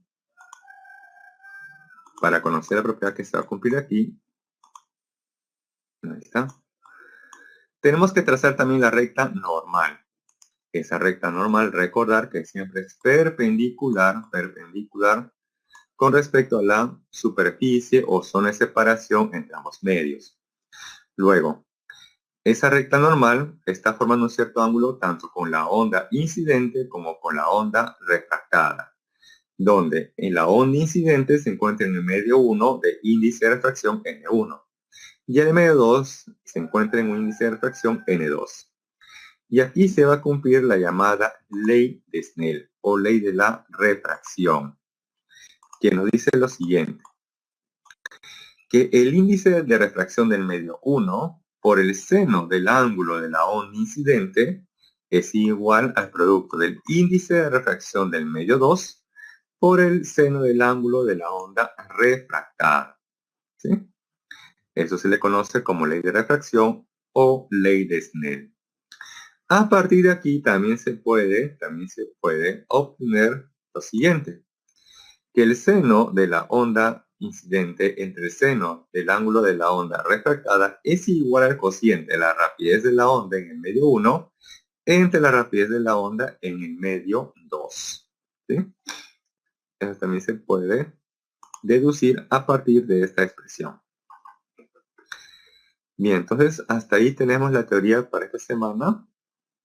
Y con eso ya podemos hacer rápidamente los problemas. Felizmente en esta ocasión los problemas están relativamente sencillos, no están tan complicados. Y esperemos que en esta ocasión los problemas sí estén acordes según su guía, no como en la clase pasada, ¿no? Que hay un problema de numeración, me parece. Bien, entonces hay unos segundos para pasar ahora a los problemas.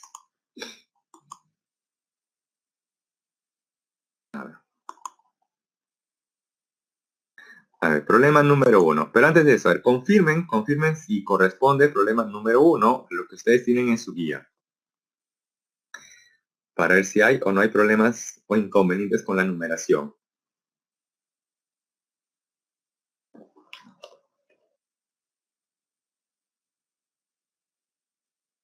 A ver, cotejen por ahí.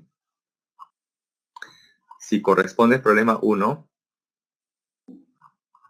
con lo que ustedes tienen en su guía, ¿sí? Ok, perfecto. Dice entonces, el estudio de las ondas es muy importante porque tiene muchas y variadas aplicaciones en el desarrollo tecnológico y en la mejora de la vida de las personas. Por ejemplo, en la música, electroacústica, acústica fisiológica, el sonar, o sea, el radar, la ecografía, entre otros. Dice. Un tronco de madera flotando en el mar realiza, aquí está la parte importante, dice que ese tronco de madera realiza 6 oscilaciones en 10 segundos. Si la rapidez de las ondas en el mar es de 3 metros por segundo, determine su longitud de onda. Bien. Recordar que la rapidez de propagación de una onda se puede evaluar con el producto de la longitud de onda por la frecuencia, ¿correcto? Esto es para cualquier tipo de onda, ya sea longitudinal, transversal, mecánica o una onda electromagnética, ¿sí? Entonces nos dan como dato la rapidez de la onda. Esto lo tenemos como un check. Y nos preguntan por la longitud de onda. Me preguntan por él. Entonces, para eso primero debo conocer la frecuencia. ¿Y cómo voy a conocer la frecuencia? Sencillo. Nos dicen por aquí que realiza 6 oscilaciones en 10 segundos. Entonces dice, primero vamos a obtener la frecuencia. Número de oscilaciones o vibraciones que se da en un intervalo de tiempo. Número de oscilaciones 6. ¿En qué tiempo lo hace? 10 segundos. De ahí que entonces la frecuencia sea de 0,6 Hz. Y lo reemplazamos. Tenemos aquí entonces que la rapidez de propagación de la onda es igual al producto de la longitud de onda por la frecuencia. La rapidez vale 3. Está 3. Es igual al producto de la longitud de onda, que no sé cuánto vale por la frecuencia, que es 6 sobre 10 o 0,6, como gusten. El 10 va a pasar a multiplicar, 6 va a pasar a dividir, y de ahí obtenemos entonces que la longitud de onda es de 5 metros. Listo. Una pregunta, miren, bastante sencilla. Quizás más se han demorado en leer que en responder la pregunta, ¿no? Posiblemente. Claro, esa puede ser una fija, ¿no? O un modelo de pregunta fija, sobre todo si son del área de letras. Claro, así es posible que venga de esta manera. Así es. Claro, si ustedes ni siquiera lo pueden creerse, ¿no? Porque dicen que tan fácil, tan rápido hacer las respuestas, sí. ¿No? Muy bien. Como les digo, más tiempo se han demorado en leer que en responder la pregunta, ¿no? Así es. Bien, entonces, siguiente pregunta, número 2. Ya, aquí también dice. La litotricia es una técnica utilizada para destruir los cálculos, ¿no?, que se forman en el riñón, la vejiga, los uréteres o la vesícula biliar, la cual consiste en ondas sonoras de alta energía, llamadas ondas de choque, que se concentran en los cálculos y los rompen en fragmentos diminutos que son eliminados en la micción o en la orina. Bien, hasta ahí nos dan prácticamente una pequeña idea, pero no nos dan ningún dato numérico, ¿no? Lo importante sigue a continuación. Una fuente sonora emite en el aire, ojo en el aire, un sonido a una frecuencia de 900 Hz, el cual penetra en el mar y sigue propagándose con una rapidez de 1531 metros por segundo. Determine la relación entre las longitudes de onda en el mar y en el aire. Les dan como dato la rapidez del sonido en el aire. Bien. Entonces recordar, dice aquí, cuando una onda pasa de un medio a otro, la frecuencia no varía, permanece constante. Entonces, ojo, la frecuencia aquí va a ser la clave del problema. La frecuencia es constante. Tenemos que la rapidez de propagación de una onda, para cualquier onda, es igual al producto de la longitud de onda por la frecuencia. Entonces, cuando esa onda se propaga en el agua de mar, ahí nos dice que la rapidez es de 1531 metros por segundo. Esto sería entonces el producto de la longitud de onda que tiene en el mar por la frecuencia. ¿Correcto? Y cuando esa onda sonora se propaga en el aire, su rapidez es de 340 metros por segundo. Esto sería a su vez igual al producto de la longitud de onda que tiene la onda sonora en el aire por la frecuencia. Y me preguntan por esta relación o este cociente de la longitud de onda en el mar con respecto en el aire. Entonces tenemos que hacer este cociente. Miren. Hacemos este cociente de la longitud de onda que tuviera la onda sonora en el mar respecto a la que tuviera en el aire. Entonces, al hacer este cociente, aproximadamente se va a obtener 4,5. Y eso es todo. Aquí la clave del problema es que la frecuencia permanece constante. ¿Sí? Recordar que una onda, cuando pasa de un medio a otro, ¿sí? Puede cambiar en él su rapidez, su longitud de onda, su amplitud. Lo que nunca va a cambiar en la onda es su frecuencia. Es lo único que no cambia cuando una onda pasa de un medio a otro. ¿Sí? Bien. Ahí quizás también se han demorado más en leer que en responder la pregunta, ¿no? Bien. Siguiente problema, número 3. Dice, el oído humano puede percibir ondas de sonido, siempre que la amplitud sea lo suficientemente grande. Dice además, determine el intervalo de longitudes de onda que puede percibir el oído humano, si su frecuencia está comprendida entre 20 y 20.000 Hz. Y nos dan como dato también la rapidez del sonido en el aire. Bien, se sabe que la rapidez del sonido es igual al producto de la longitud de onda por la frecuencia. Entonces vamos a conocer cuánto es la longitud de onda cuando la frecuencia es de 20 Hz.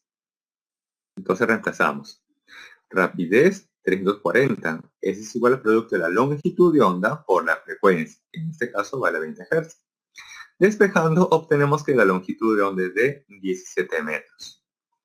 Ahora vamos a conocer cuánto es la longitud de onda para cuando la frecuencia es de 20.000 Hz.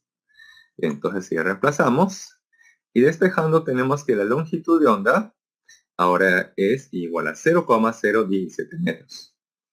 Entonces, tenemos que la longitud de onda o el intervalo en el cual la persona puede percibir el sonido con longitudes de onda va desde el 0,017 metros hasta los 17 metros. Entonces, este es el intervalo en el cual una persona puede percibir el sonido, pero respecto a la longitud de onda. ¿Sí? Entonces, esto es con respecto a la frecuencia y esto es con respecto a la longitud de onda. Ahí también unos segundos para que tomen el screenshot.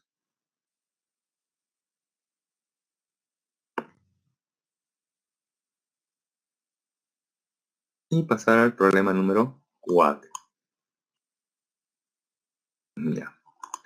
Esta pregunta sí es un poquito más elaborada. Dice, la reflexión se aplica en la fibra óptica. Esta luz se propaga en el núcleo de fibra, reflejándose continuamente sin refractarse, debido a que se verifican las condiciones de reflexión interna total. En este contexto, dice, un rayo de luz incide y se refleja tal como se muestra en la figura. Determine la medida del ángulo θ si el rayo luminoso se refleja sucesivamente en los espejos planos. Bien. Acá tenemos 3 espejos planos, 2 en posición vertical y 1 en posición horizontal. Y nos están preguntando por el ángulo θ. ¿Qué es este angulito? este color rojo, ese es el ángulo teta, ¿sí?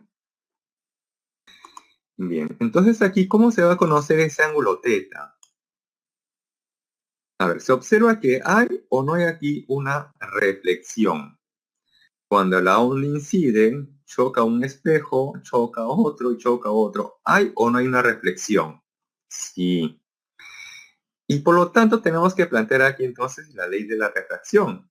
Y para ayudarnos de eso, tenemos que trazar previamente la recta normal, el cual a su vez siempre es perpendicular respecto a la superficie. Entonces miren, voy a trazar aquí esta recta normal. Este color azul, este de color naranja, perdón, color naranja, y por acá esta de color verde, para poder diferenciarlas. Uy, perdón,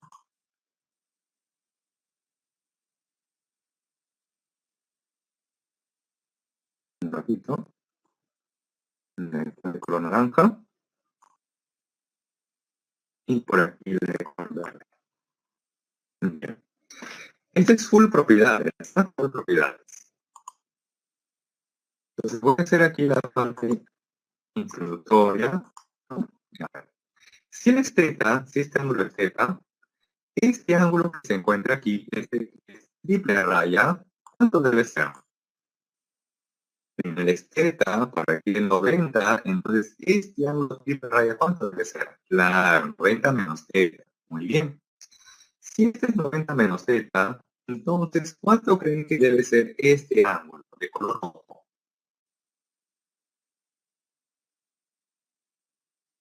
Claro, él debe ser teta. Muy bien.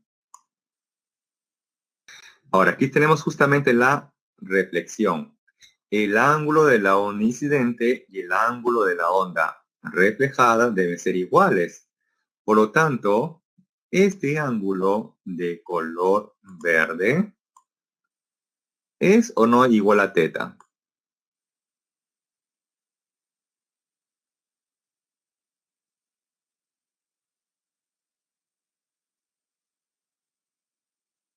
Claro, debe ser teta, ¿sí o no? Porque, ojo, esta recta de color azul es la recta normal.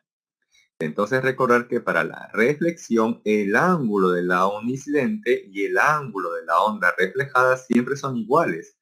O sea que si este rojo es teta, entonces el de verde también debe ser teta. ¿Sí?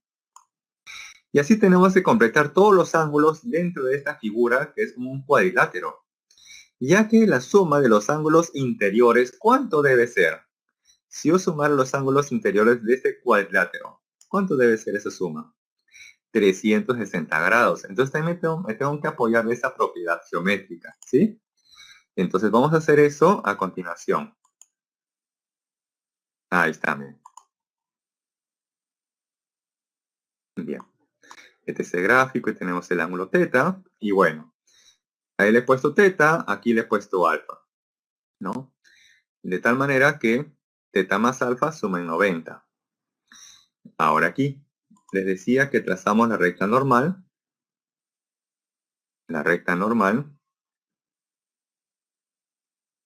mm, A ver, aquí la recta normal. Y estos ángulos de color azul deben ser iguales, ¿no? Deben ser iguales. Entonces, el es teta, este ángulo aquí era 90 menos teta y por lo tanto este de aquí era teta. Bueno, en este caso nos ha puesto un poquito más complicado, le han puesto ahí que sea 180 menos 2 alfa. Pero eso ustedes lo pueden reemplazar por 2 teta, ya que el es teta, ¿no? Este aquí es teta. Claro, para lucirse, ¿no? Lo han hecho así un poquito complicado, lo han hecho aquí. Pero aquí lo voy a hacer un poquito más fácil, miren, ¿sí? Para que sea más rápido el problema. Bien. Si él es 70, opuestos por el vértice, este aquí vale 70. Ahí está, 70. ¿Correcto? Muy bien. Ahora vamos por este otro lado. Tenemos por aquí la recta normal de color naranja. Ahí está. con la misma idea, con la misma idea. Ahora aquí, si él es teta, entonces este ángulo de color verde, ¿cuánto debe ser?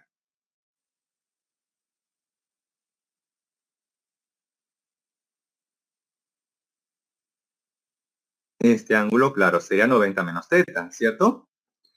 Y este ángulo de verde también sería, o no sería también 90 menos teta. Sí, ¿no es cierto? Así es. O sea que todo esto, ¿cuánto sería? 90 menos teta, 90 menos teta. Entonces todo ese ángulo verde, todo sería 180 menos 2 teta. Ahí está, ¿correcto? Bien. Ahora por acá. Entonces, de esta parte era 90 menos teta. Eso quiere decir que este ángulo de color rojo debe ser teta. El es teta, este de aquí, de color morado, sería 90 menos teta. Trazamos por acá también la recta normal. Trazamos por aquí la recta normal. Ahí está. Entonces, si él es teta, el ángulo morado sería 90 menos teta. O sea que este angulito de color rojo sería teta.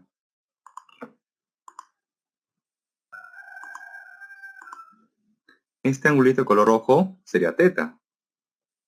Y por la ley de la reflexión, si él es teta, este ángulo también debe ser teta. Él es teta, también vale teta. Listo. Ahí está. ¿Correcto?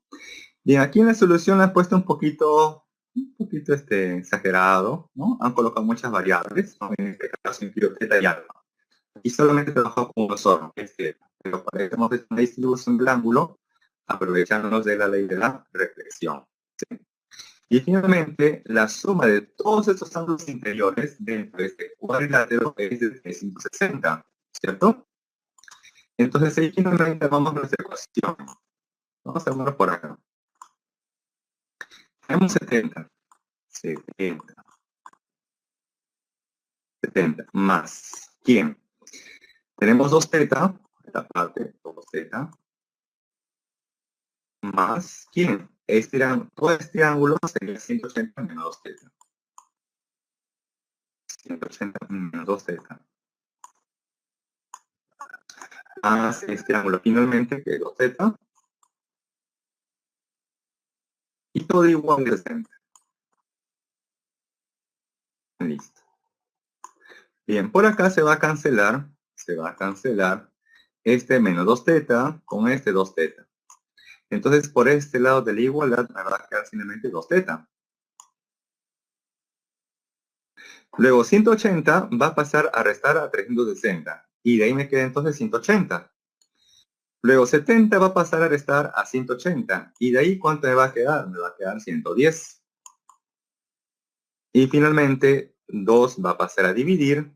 Y de ahí teta, ¿cuánto debe ser entonces?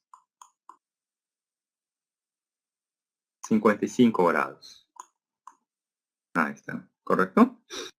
Bien, entonces acá yo le he propuesto una solución. Esta solución donde solamente hemos jugado con el ángulo teta, ¿sí?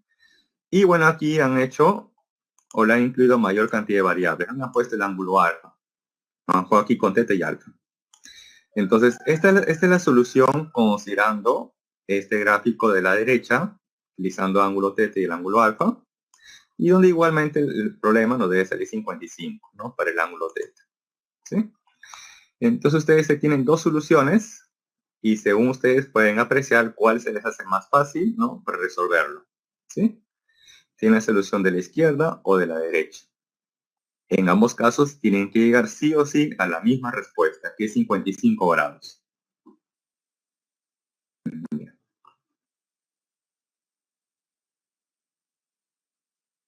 Si no hay consultas o dudas, vamos a pasar al siguiente problema. Bien. Problema número 5. Dice, una de las aplicaciones de la refracción de la luz se da en los prismas dispersivos, que son usados para descomponer la luz en el espectro del arco iris. Dice además, un rayo de luz monocromático incide normalmente en una cara de un prisma de 37 grados y emerge con una desviación de 16 grados, tal como se muestra en la figura. Determine el índice de refracción del prisma. Bien, aquí se observa que esa luz se ha refractado, ¿no? Ha pasado de un medio a otro. Entonces tenemos que aplicar aquí la refracción. A ver, primero vamos a utilizar la parte geométrica del problema, ¿no? Nos vamos a valer de la parte geométrica. Aquí se observa que está ingresando de manera perpendicular. Entonces, si él es 37 y él es 90 grados, quiere decir que este ángulo debe ser 53. 53, ¿correcto? Este ángulo dice que vale 16. Ahora, opuestos por el vértice, ¿sí? Todo este ángulo, según el problema, atentos, miren, todo este ángulo opuestos por el vértice, si él es 53, opuestos por el vértice, este ángulo de color azul también debe ser 53. ¿No? Él debe ser 53. Si este ángulo color azul es 53, quiere decir entonces que este ángulo de color violeta o lila tendría que ser 37, ya que la suma es 90, ¿sí?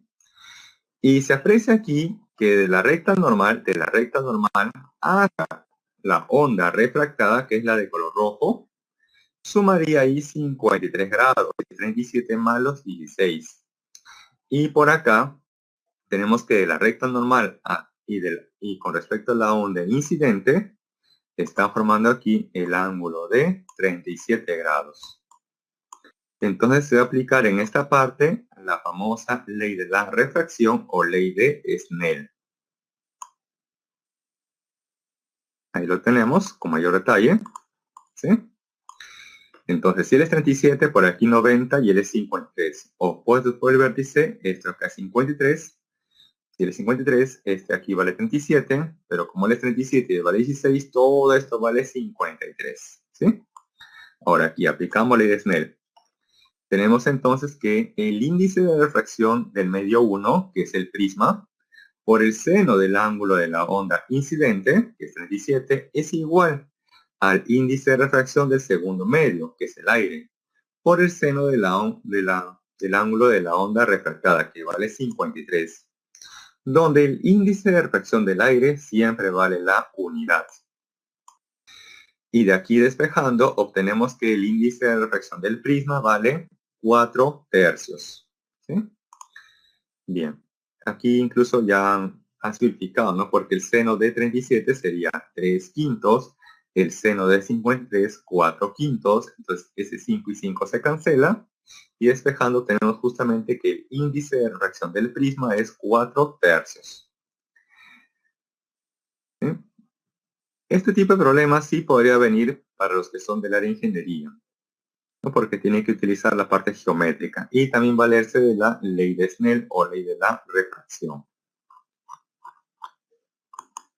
Bien, hay unos segundos para que puedan tomar el screenshot.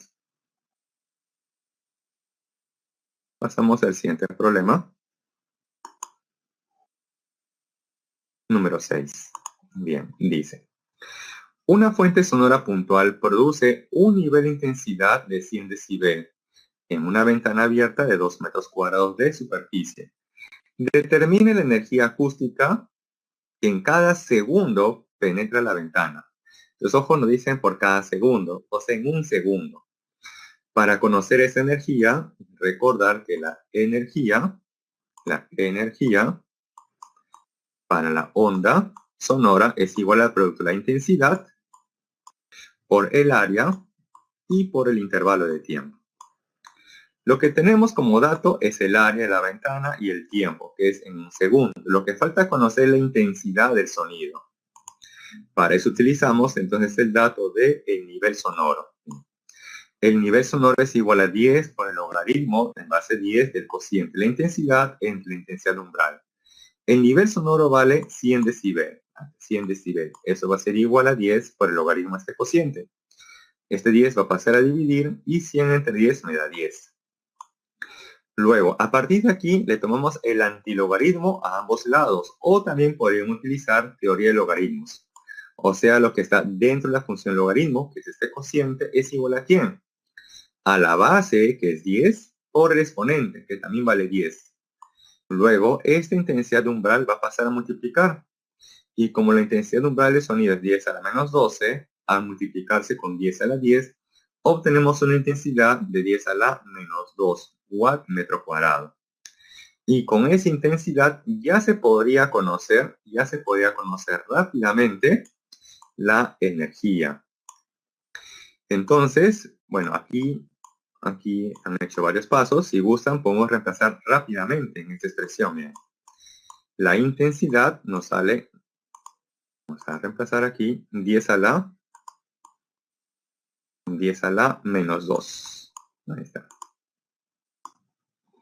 Esto entonces sería igual, otro color para diferenciar, la intensidad nos salió 10 a la menos 2. El área vale 2 metros cuadrados, hasta el 2. Y nos dicen por cada segundo, entonces el tiempo vale 1 segundo. Esto nos va a dar entonces 2 por 10 a la menos 2. O si gustan, miren, puedo hacer lo siguiente. Voy a hacer un artificio. Voy a multiplicar por 10. Y para que esto no se altere, voy a multiplicar por 10 a la menos 1. Y no pasó nada.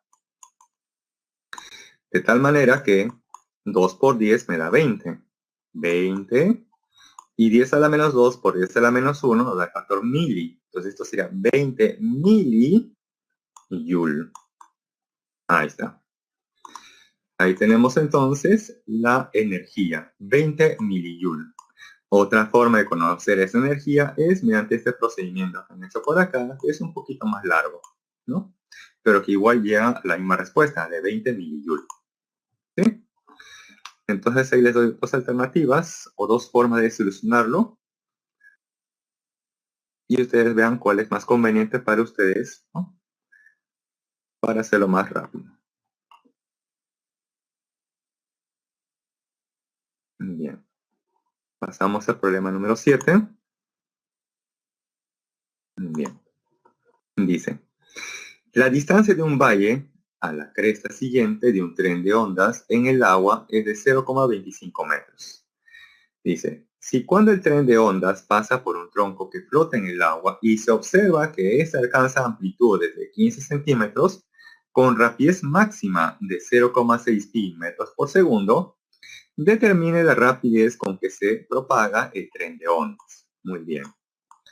Entonces vamos a tener que deducir esos datos. Dice que la distancia de separación entre un valle y la siguiente cresta es de 0,25. Entonces graficamos aquí esa onda. Tenemos que la distancia que hay entre un valle y una cresta es de 0,25. A partir de ahí uno va a poder conocer cuánto es la longitud de onda. Entonces observamos que aquí tenemos media longitud de onda. Por lo tanto, la longitud de onda, en este caso es de 0,5 metros. La longitud de onda es 0,5 metros.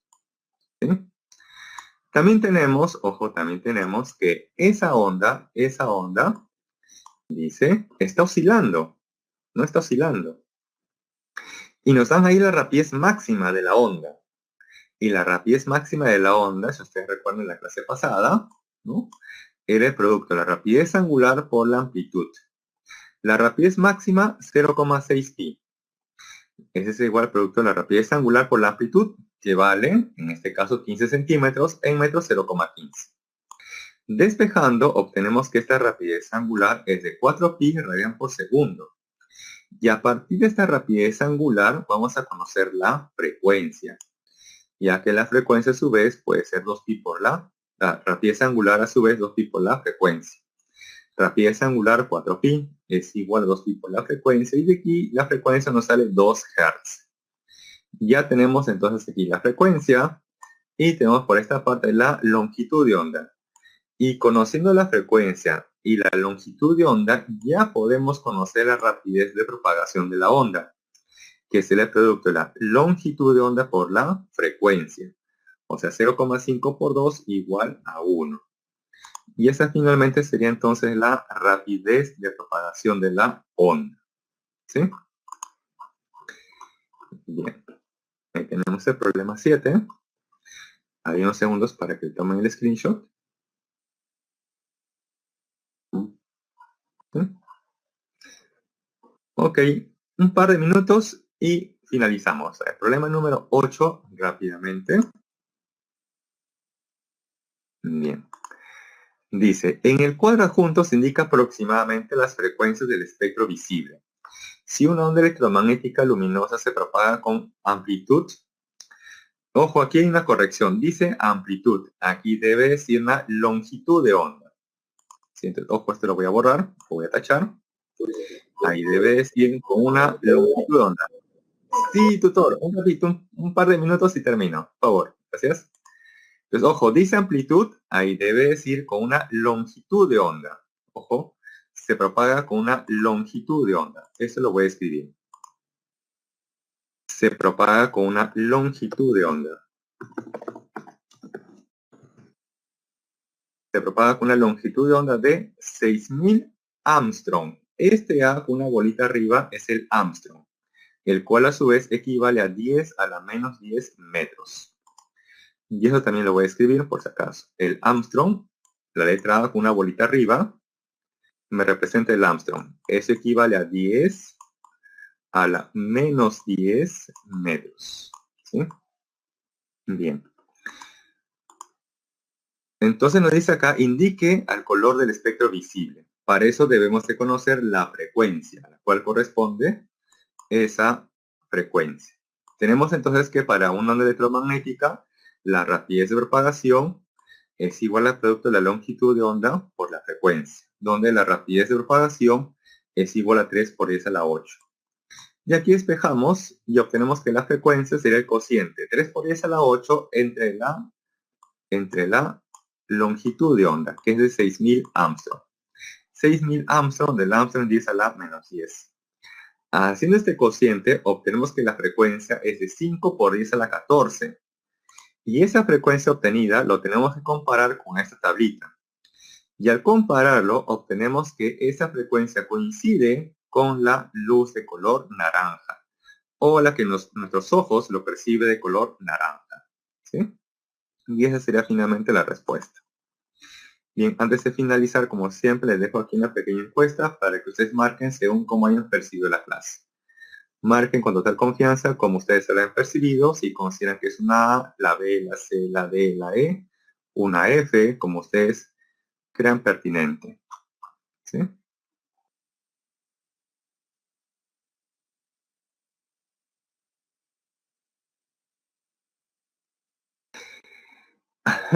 Bueno, Johan, no tengo las claves, discúlpame. Eso lo tiene como